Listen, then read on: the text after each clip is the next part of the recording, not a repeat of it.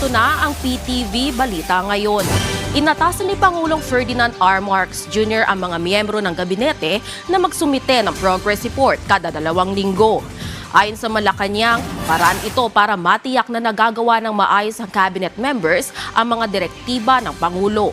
Sa ngayon, aanamin pa kung sino ang aatasang sumuri para sa mga ipapasang ulat.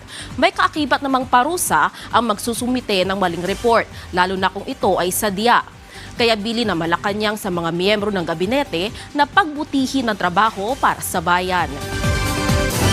Umabot na sa Kagaratang Pasipiko ng Indonesia ang search, rescue and retrieval operations sa mga nawawalang sakay ng MV Zee Mehara na lumubog sa Davao Gulf.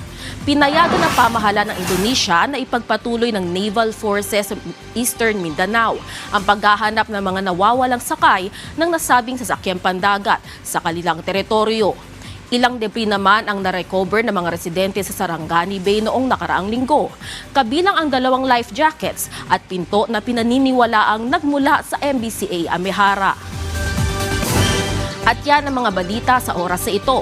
Para sa iba pang updates, i-follow at i-like kami sa aming social media sites at sa PTV PH.